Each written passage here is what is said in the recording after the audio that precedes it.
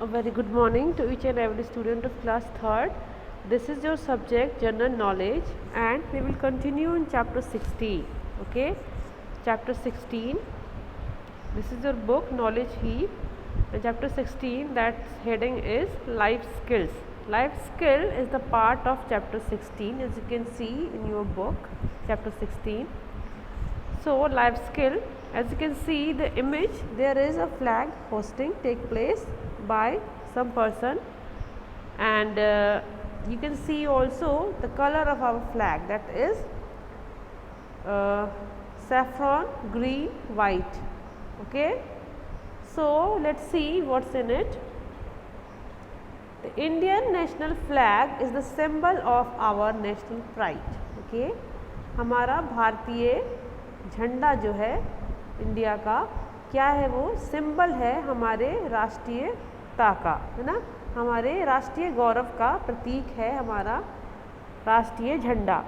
Hosting and use of the national flag is a life skill. ठीक है, झंडे को किस तरीके से फहराना चाहिए और किस तरीके से यूज़ करना चाहिए, ये क्या है हमारी ज़िंदगी का एक कौशल है जो कि हमें हमेशा आना चाहिए। ठीक है, तो देखते हैं क्या होता है झंडे फहराने के समय। फर्स्ट क्या दिया है, the flag should be displayed with the saffron strip on top. ठीक है, क्या लिखा है, पहला हमेशा के लिए क्या है कि झंडे को हमेशा क्या करना है बच्चों, सीधा फहराना है। ठीक है, कभी कभी लोग कैसे करते हैं, जो इलिटरेट पर्सन होते हैं, ठीक है, जो पढ़े लिखे नहीं होते, वो क्या करते हैं, झंडे को उल्टा करके फहरा देते हैं।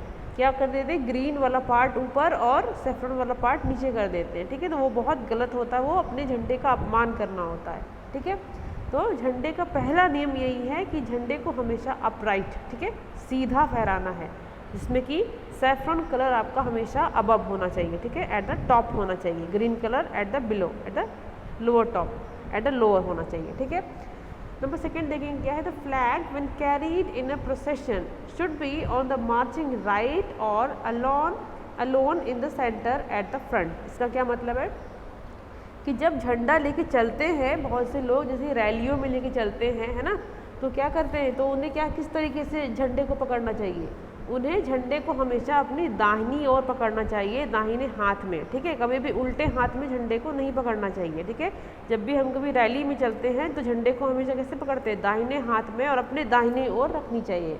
और क्या है कि हमें सेंटर में और आगे की तरफ रखना चाहिए। ठीक है, समझ में आया, झंडे को कभी पीछे नहीं रखते। कभी कभी रैलियों में क्या करते हैं लोग, पीछे पकड़ लेते हैं झंडे को, जो कि वो गलत होता है, वो भी हमारे देश के झंडे का क्या अपमान होता है। ठीक है, या तो हमेशा दाहिने हाथ में दाहिनी ओर रखिए, या फिर क्या है, झंडे को बिल्कुल आगे फ्रंट में और सेंटर में रखना है। ठीक है, भीड़ के सेंटर में।